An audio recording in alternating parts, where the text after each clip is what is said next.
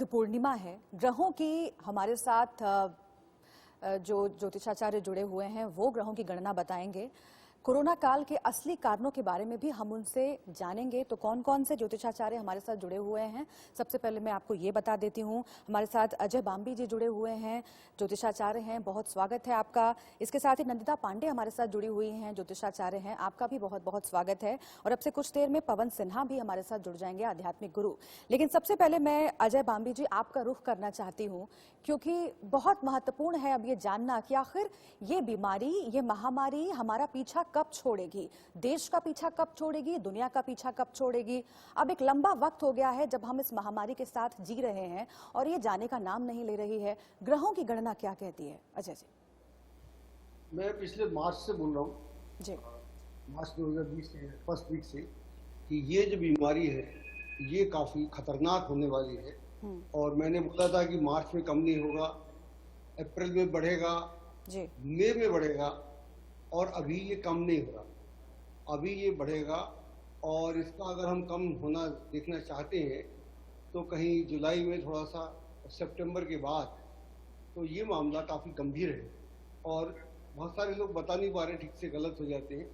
Actually अगर मेरे से आप पूछे तो मैं बोलूँगा कि कॉस्मोस इज चेंजिंग, युग परिवर्तन हो रहा है। और जब भी कभी युग परिवर्तन होता है तो वहाँ पर जो स्थितियाँ बनती हैं बिल्कुल डिफरेंट होती हैं। इसलिए कई लोग बोल रहे थे सूर्य जब मेष में आएगा तो एकदम खत्म हो जाएगा, पता नहीं क्या होगा, लेकिन अभी खत्म नहीं होगा। मई में 11 और 13 मई को इसी महीने में शनि और गुरु दोनों वक्री होने वाले। तो वहाँ जब ये दोनों वक्री हो जाएंगे, एज इट इज दोनों खराब है। शनि को लेके लोग बोलते हैं हमारी अपनी राशि में है, अपनी राशि में सबसे खराब होता है। और गुरु पिछले 3 साल से वक्री चल रहा है, अतिचारी चल रहा है, वक्री चल रहा है, अतिचारी ज्यादा है, और अगले 2 साल अतिचारी और रहने वाला है। तो जब भी गुरु आकाश में अतिचारी होता है, कुल मिला के 5 साल हो गए, तो वो पूरी दुनिया में ऐसा उत्पात करता है जिसके लिए दुनिया तैयार नहीं है। ये ऐसी स्थिति है। इत्तेफाक से मैं भी बाहर गया था, मुझे ऑफिस जाना पड़ा, वहां से मैं आया तो मेरे उजाड़ देखा मेरे को दिल्ली। ऐसा दिल्ली में देखा नहीं कभी, ऐसा तो हमने कभी नहीं देखा था, इमरजेंसी में नहीं देखा था, उसके बाद कई सारे रॉइड्स हुए कभी नहीं देखा था। ऐसा उजाड़ ऐसा लगता है कि यहाँ कभी कोई रौनक थी नहीं, बिल्कुल ऐसी उजाड़। हर शहर ऐसा हो गया है। तो अभी इसके थमने की कोई मुझे गुंजाइश नहीं दिख रही। और मेरे को लगता है कि अभी तो ये मई काफी खतरनाक महीना होने वाला है। ठीक, बहुत महत्वपूर्ण बात आप कह रहे हैं और इसी बात को मैं नंदिता जी के साथ आगे बढ़ाना चाहती हूँ। नंदिता जी देखिए, अजय जी भी ये मान रहे हैं कि अभी एक लंबा वक्त लगेगा और न सिर्फ कोरोना का कहर हम देख रहे हैं, झेल रहे हैं, अपने आसपास मौतें होती हुई भी देख रहे हैं, देश में विदेश में, लेकिन इन सब के साथ ये भी हुआ है कि जिंदगी भी बदल गई है। हम लोगों का जो जीवन है उसका जो पूरा पैटर्न है वो बदल गया है। आप जानी मानी ज्योतिषाचार्य हैं, ज्योतिष की गणना क्या कहती है? क्या ग्रहों की कोई ऐसी गति रही जिसकी वजह से हम आज कह सकते हैं कि पहले से बहुत कुछ परिवर्तित हो गया है? जी, परिवर्तन जो है वो तो है ही, और मैं अजय बाम्बी जी से बिल्कुल सहमत हूँ। और मुझे लगता है शायद उनका और मेरा आकलन काफी हद तक का समानांतर एक लेवल पे ही जा रहा था। मैंने बहुत सारे और हमारे साथ के ज्योतिषाचार्य उनको बोलते सुना था कि मार्च में एंड में नया संवत्सर आएगा तो स्थितियां बदल जाएंगी, गुरु नीच के हो जाएंगे तो स्थितियां बदल जाएंगी, सूर्य उच्च के हो जाएंगे। पर ये जो कोरोना महामारी है, और अगर मैं थोड़ा सा 1 साल पीछे आपको लेके जाऊं, 2019 का मैंने एक ब्लॉग लिखा था जब उस वक्त में संवत्सर आया था और शनि राजा थे, सूर्य मंत्री थे। उस समय मैंने बड़ा क्लियरली, और आप अगर ब्लॉग चेक करेंगे तो उसमें लिखा हुआ है कि एयर ट्रांसपोर्ट, बिकॉज शनि राजा थे और शनि जो होते हैं एयरप्लेन्स, एयर फ्लाइट्स, ट्रांसपोर्टेशन, उसके कारक होते हैं।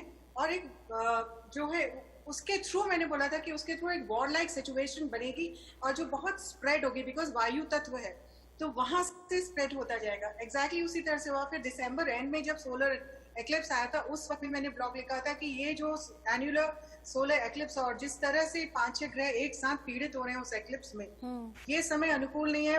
वर्ष की शुरुआत हो रही है, राहु का वर्ष है, ये वर्ष हमारे लिए बहुत ही भयावह स्थितियां लेके आएगा।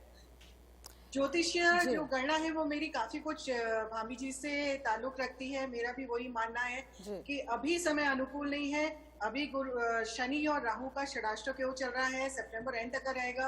अभी 11 तारीख को शनि वक्री हो रहे हैं, फिर उसके बाद गुरु वक्री होंगे, अतिचारी चल रहे हैं गुरु, और end of September is the time when I have been saying कि उस टाइम तक का वीन ऑफ करेगा। लेकिन मेरा एक प्रेडिक्शन ये भी रहा है कि 13 अप्रैल से लेके 14 मई के बीच में कोई वैक्सीन इजाद हो सकती है, या कुछ एक ऐसी डिस्कवरी आ सकती है जिसको हो सकता है कि आते आते कमर्शियली वक्त लगेगा। अभी हम देखें 2-3 दिन पहले इजराइल ने बोला कि हमने वैक्सीन ले लिया, हम ट्रायल में चले गए, या प्लाज्मा थेरेपी, ये सारे इसी पीरियड 13 अप्रैल से 14 मई के बीच में ही एकदम से उजागर हुए। क्योंकि सूर्य क्या होता है, औषधि का कारक होता है, आत्मा का कारक होता है, हीलिंग का प्लैनेट है सूर्य। लेकिन इसके साथ साथ हमने एक चीज और नोट करनी है कि शनि और प्लूटो, जब भी प्लूटो यूरानस नॉर्मली वैदिक ज्योतिष में कंसिडर नहीं किया जाता, पर मेरा इसमें काफी इंटरेस्ट रहा है और पिछले 4-5 साल से इसको स्टडी कर रही थी। तो मैंने देखा कि इंटरनेशनल इवेंट्स, जो वैश्विक स्तर पे जो भी स्थितियां होती हैं, उसमें ये वाले प्लैनेट्स बहुत एक स्ट्रॉन्ग इम्पैक्ट डालते हैं। और अगर हम मैं वापस लौटती हूँ मैम आपके पास, आप बने रहिएगा हमारे साथ। बहुत महत्वपूर्ण है ये, क्योंकि ये कह रही हैं नंदिता जी कि अभी इंतजार करना पड़ेगा इस महामारी से निजात पाने के लिए, लेकिन साथ ही इस बीच कुछ अच्छी खबर भी मिल सकती है। इस बीच पवन सिन्हा जी हमारे साथ जुड़ गए हैं, आध्यात्मिक गुरु हैं, आपका भी बहुत स्वागत है सर। पवन जी, आपसे मेरा सवाल ये है, जो इस चर्चा में अभी तक सामने आया है कि ये साल 2020 पता नहीं इसमें क्या है, सबके जहन में ये बात आ रही है कि एक के बाद एक दुर्घटनाएं, एक के बाद एक बुरी खबरें सुनने के लिए मिल रही हैं। आध्यात्म क्या कहता है, क्योंकि आप सोशल मीडिया पर देख लीजिए, सब लोग ये कह रहे हैं कि 2020 में जो दर्द है, जो गम है, वो तो खत्म ही नहीं हो रहा है। आखिर ज्योतिष इसे कैसे देखता है? एक साल जो अभी इतना आधा भी नहीं गुजरा है, अभी बहुत महीने बाकी हैं, क्या है इसके पीछे की वजह? प्रमादी संवत्सर, तो इसलिए आपको परेशानियां तो लगभग मार्च 2021 तक मिलेंगी जी। और ये बीमारी निपटेगी, उसके बाद जो दूसरी समस्या आएगी वो आएगी जल से संबंधित रोग फैलेंगे, जैसे डेंगू है या लिवर से संबंधित रोग हैं, आंखों के रोग हैं, ये सारे रहेंगे। अमेरिका और चीन, इन दोनों का क्लैश होगा, और इनका जो क्लैश होगा ये तो फ्रेंडली हो जाएंगे बाद में, लेकिन हम जैसे देशों को काफी परेशानियां उसमें झेलनी सहनी पड़ेंगी। टेररिस्ट एक्टिविटीज अभी बढ़ेगी, अब से लेकर नवंबर तक लगातार बढ़ती रहेगी, 16 नवंबर तक बढ़ती चली जाएंगी। तो इस प्रकार से ये सारी चीजें होती रहेंगी। अभी स्थिति यह है कि कोरोना को लोग लाइटली ना लें, ये रिलैप्स कर सकता है। 16 जून तक स्थिति ऐसी लगातार बनी हुई है, बल्कि 20 जून तक स्थिति ऐसी बनी हुई है कि ये रिलैप्स कर सकता है और करेगा भी। इसे कंट्रोल जैसे सभी लोगों ने किया है डिसिप्लिन लाइफ से, वैसे ही डिसिप्लिन इसे करने की जरूरत है। और पिछली बार भी जैसे चर्चा हो रही थी न्यूज चैनल पे, तो ये समय है, अब मंगल ने चूंकि घर बदला है, तो अब से लेकर और 16 जून के बीच में कोई अप्रोप्रिएट मेडिसिन तो मिल सकती है, या वैक्सीन का तो अभी मैं नहीं कह सकता, लेकिन अप्रोप्रिएट मेडिसिन जरूर मिल जाएगी, जिससे आराम से इसका इलाज हो जाएगा। लेकिन 20 जून तक ये बहुत सावधानी है। उसके बाद वाटरबॉर्न डिजीज होंगी, पानी से सावधानी रखनी होगी, और हम इन चीजों से निकलते निकलते सितंबर एंड आ ही जाएगा। हालांकि ये एक उम्मीद भरी बात भी हो सकती है कि सितंबर तक कुछ निजात मिल सकती है इस महामारी से, क्योंकि कहने वाले तो ये भी कह रहे हैं कि 1 साल 2 साल तक इसका प्रकोप झेलना पड़ सकता है, कभी कम कभी ज्यादा। अजय जी, मैं फिर से एक बार आपका रुख करना चाहती हूँ, और जब हम इन साल की बात कर रहे हैं तो कई ऐसी घटनाएं सामने आती हैं जिसने इंसान की जिंदगी को नुकसान पहुंचाया है। कोरोना की बात हम बार बार करते हैं, अब देखिए एक स्वाइन फीवर, इसकी भी खबर आई, देश में पहला मामला आया, उसके बाद भी चिंताएं बढ़ गईं। अभी पवन जी बता रहे हैं कि इसके बाद भी और बीमारियां आएंगी। अब देखिए ना, आज खबर विशाखापट्टनम से आ गई, वहां पर किस तरीके से त्रासदी हुई है, लोगों की मौत हुई है, और भयावह तस्वीरें हैं विचलित करने वाली। इन्हें आप कैसे देखते हैं, और कैसे इनकी गणना के जरिए समझाइश हो सकती है ग्रह नक्षत्रों के गति के जरिए? आपने मुझसे पूछा है? जी अजय जी, आपसे। सॉरी सर, मैं समझा कि ओके। मुझे ऐसा लगता है कि मेरे को जो समझ में आती है बात, मैं पहले बोला, मुझे लगता है कि कॉस्मोस चेंज हो रहा है, कॉस्मोस शिफ्ट हो रहा है। तो कॉस्मोस शिफ्ट हो रहा है तो जो हमने पृथ्वी का, इस प्लेनेट की जो स्टडी कर रखी है वो नहीं चलेगी, वो एक्सेप्टेबल नहीं है नेचर को। नेचर को एक्सेप्टेबल नहीं है तो हमको अपना तौर तरीका, रहन सहन एकदम से बदलना पड़ेगा। हम पुराने जैसे तरीके से नहीं जी सकते। ऐसा देखिए, आप जिंदगी में पहली बार हो रहा है कि चाहे आप राष्ट्रपति हो, चाहे प्रधानमंत्री हो, चाहे आप ऑर्डिनरी आदमी हो, आप सब घर में बंद हैं। आप अपने घर से नहीं जा सकते, कोई आपको विशेषाधिकार नहीं है। जो हम बोलते हैं law of equality, this is what is called law of equality. यहाँ पर छोटा बड़ा कोई नहीं है। इसका मतलब है इस प्लेनेट को जिंदा रखने की, इसको रिवाइव करने की जिम्मेदारी एक आदमी की नहीं है, सिर्फ पर्यावरण डिपार्टमेंट में नहीं है, चाहे जो लोग इकोलॉजी सोचते हैं उनकी जरूरत नहीं है। ये हम सब की जरूरत है और हम सबको करना पड़ेगा। हमने इस प्लेनेट का जो रद्दीपन किया है तो वो उसका एक रिवेंज है, ऐसा भी कह सकते हैं, नेचर का रिवेंज है। जब नेचर का रिवेंज होता है सबसे खतरनाक होता है।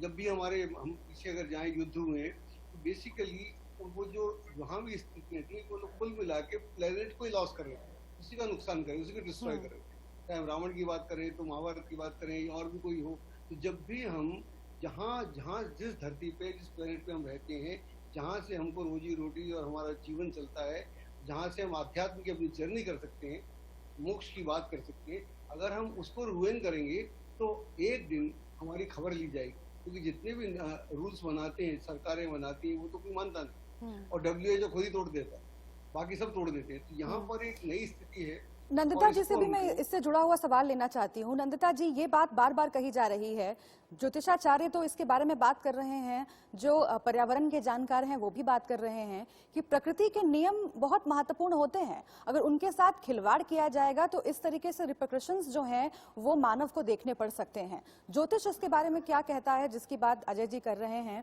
कि कई सारे नियम हैं, अगर हम उनको एक के बाद एक तोड़ते चले जाते हैं तो ऐसे परिणाम सामने आते हैं। बिल्कुल, आप सही, बहुत वाजिब प्रश्न आपने पूछा है जी। और ये थोड़ा सा मेरी बात कट गई थी उस समय। मैं जो बता रही थी, सैटर्न और प्लूटो जब भी आता है एक मेजर ट्रांसफॉर्मेशन और रिस्टोरेशन लेकर के आता है दुनिया में, यानी कि बहुत एक मेजर तरीके से बदलाव आता है। लाइफस्टाइल पैटर्न्स चेंज होते हैं for the betterment of the environment और प्रकृति की सुरक्षा के लिए, प्रकृति के रेनोवेशन के लिए, रिजुविनेशन के लिए। अभी ये 15 जून तक का रहेगा ये सैटर्न प्लूटो का कॉम्बिनेशन। और जब से ये शुरू हुआ है उस टाइम से आप देखिए, जनवरी से ये इनका आपस में कंजक्शन शुरू हो गया था, युति शुरू हो गई थी और ये तबाही की तरह एकदम से बढ़ा। मैं हम पहले भी कई सारे अपने प्रोग्राम्स में कह चुकी हूँ कि अप्रैल से जून का महीना तांडव लेके आएगा। दूसरी चीज जो मैं आपको नोटिस कराना चाहती हूँ, क्योंकि ये जो 2020 में इतनी सारी आपदाएं आ रही है, उसका एक और कारण है, वो है ग्रहण और सुपर मून। आज की तारीख में भी सुपर मून है। जब भी, और ये मेरा शोध है 14 वर्षों का, कि जब भी सुपर मून्स होते हैं या ग्रहण होते हैं उससे 15 दिन पहले और 15 दिन बाद तबाही होती है, राजनेता या किसी विशिष्ट व्यक्ति की मृत्यु होती है, चाहे वो पॉलिटिकल लीडर किसी भी तरह का हो। जैसे कल एक टेररिस्ट मरा, लेकिन उससे कुछ पहले ऋषि कपूर और इरफान खान सदगति को प्राप्त हुई है। तो ये 7 मई का जो आज का सुपर मून है उसका इम्पैक्ट है। 7 अप्रैल को बहुत बड़ा सुपर मून था, पूरे साल का सबसे बड़ा सुपर मून था। आप देखिए, मैं जनवरी से दिखाती गिनाती हूँ। दिसंबर में सोलर एक्लिप्स हुआ, जनवरी 11 को लूनर एक्लिप्स हुआ, फिर 11 मार्च को सुपर मून, 7 अप्रैल को सुपर मून, 7 मई को सुपर मून, 6 जून को अभी चंद्र ग्रहण, फिर 21 जून को आंशिक सूर्य ग्रहण, 5 जुलाई को चंद्र ग्रहण। ये पहला 6 महीना तबाही का महीना है 2020 का। उसके बाद 30 नवंबर को आएगा आपका अगला चंद्र ग्रहण और 14 दिसंबर को पूरे सूर्य ग्रहण है। ये आपके टीवी चैनल के माध्यम से बोलना चाहती हूँ कि जब पूरे सूर्य ग्रहण पड़ता है उसका जो पाथ होगा उसमें भयंकर तबाही आती है। ये 2-3 साल पहले जब अमेरिका में पूर्ण सूर्य ग्रहण पड़ा था, मैंने तब भी कहा था और कोई मुझे मान नहीं रहा था, लेकिन अमेरिका ने ऐसी तबाही देखी कि वो सिर पकड़ के बैठ गए कि कब ये शांत होगा। तो अभी ये समय अनुकूल नहीं है। ऊपर से जुपिटर ऑक्सीजन का भी कारक होता है। ऑक्सीजन, वायु तत्व, आज आप देखिए वायु से संबंधित जो गैस लीकेज हुई है तो एकदम से तकलीफ आई है। जुपिटर अभी भी नीच के चल रहे हैं, गुरु नीच के चल रहे हैं। भले ही नीच भंग योग है, फिर भी वो अपनी नीचता दिखाते हैं। कहीं ना कहीं किसी न किसी पवन जी के पास मैं जाना चाहती हूँ। ठीक है मैम, मैं लौटती हूँ आपके पास, लेकिन ये सब चर्चाओं के बीच में हमें ये भी नहीं भूलना चाहिए कि आज एक शुभ दिन है, बुद्ध पूर्णिमा है आज, और इसका सकारात्मक योग कितना महत्वपूर्ण हो सकता है पवन जी आगे इन महामारी से या फिर इस तरह की परिस्थितियों से निपटने के लिए? आज से क्या कुछ परिवर्तन होगा ग्रह नक्षत्रों की गति में?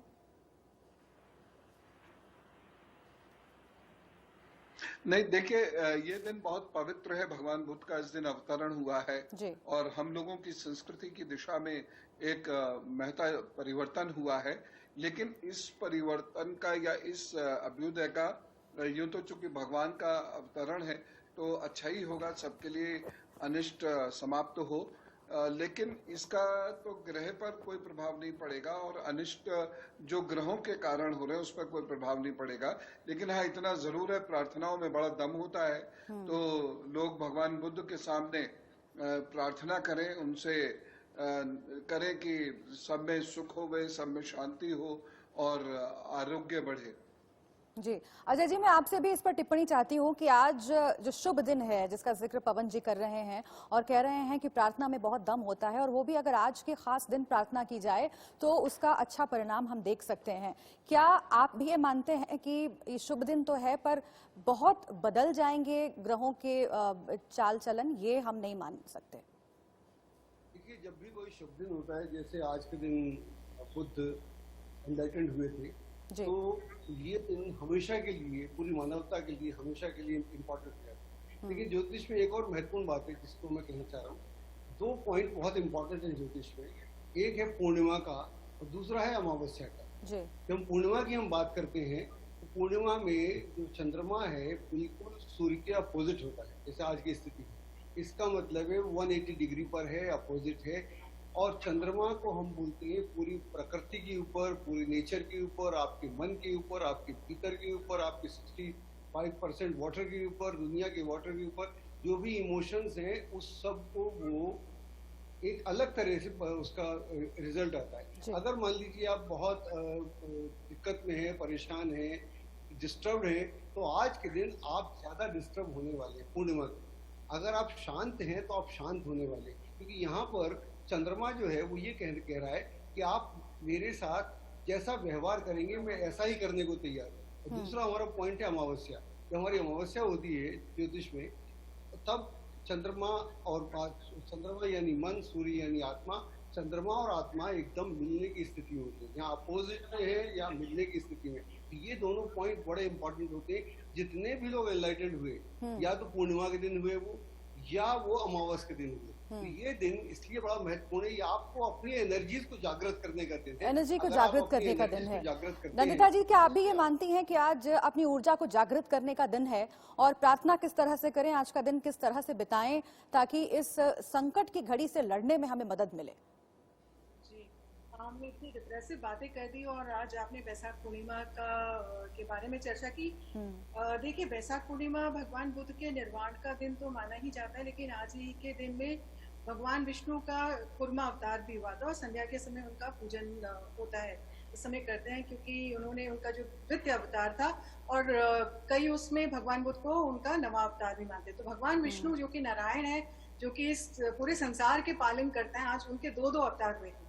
और मैं थोड़ा सा वायरस से इसको कनेक्ट करूंगी कि वायरस की वाइब्रेशंस जो होती हैं वो बहुत लो एनर्जी की वाइब्रेशंस होती हैं। तो आपकी जो ऊर्जा होती है, नकारात्मक ऊर्जा की तरह जब आपकी ज्यादा रहती है तो वो वायरस आपको ज्यादा कैप्चर करता है। जैसे कि आप क्रोध में हैं, आप डिप्रेस्ड हैं, आप रो रहे हैं, आप परेशान हैं, डिप्रेशन में, तो आपकी ऑरा श्रिंक कर जाती है। उस वक्त में ये वायरस आपको अटैक करता है। ये एक स्टडी भी फ्रेंच साइंटिस्ट ने की थी, मैंने पिछले हफ्ते ही उनका लेख भी पढ़ा इस पर।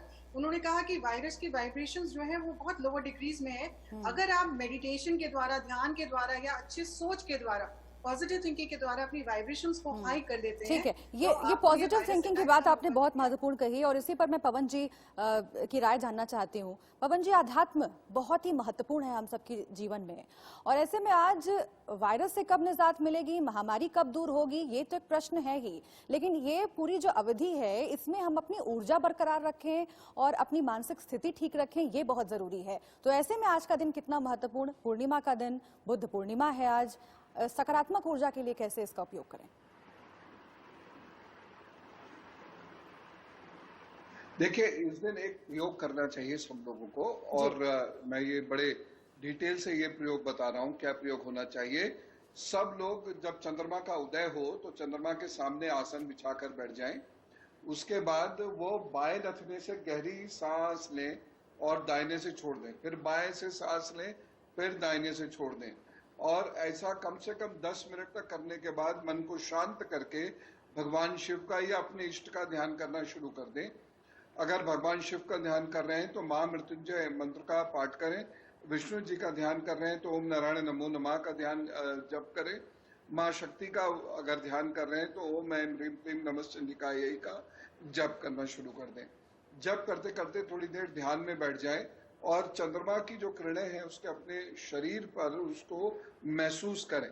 वहीं पर एक यदि चांदी का कोई बर्तन हो तो चांदी के बर्तन को में पानी भर के वहीं रख लीजिएगा, और जब आप पूजा से उठें तो चांदी के बर्तन में पानी पी लें। चांदी का बर्तन नहीं है घर में तो स्टील के बर्तन में आप पानी रख लीजिए और चांदी का कोई टुकड़ा या सिक्का उसमें डाल दीजिए थोड़ी देर के लिए, और उसके बाद उसका सेवन कर लें और अपने ईश्वर से प्रार्थना करें कि आप भी सुखी हो, आपका घर परिवार भी सुखी हो, साथ साथ देश भी हमारा सुखी हो।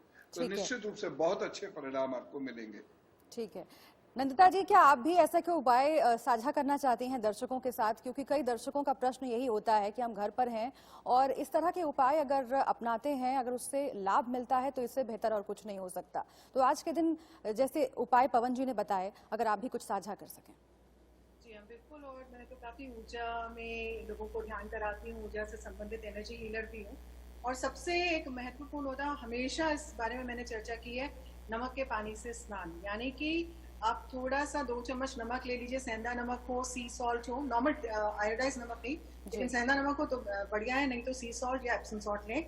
2 चम्मच आधी बाजी में मिक्स करें और सिर से 6 इंच ऊपर से उससे स्नान करें।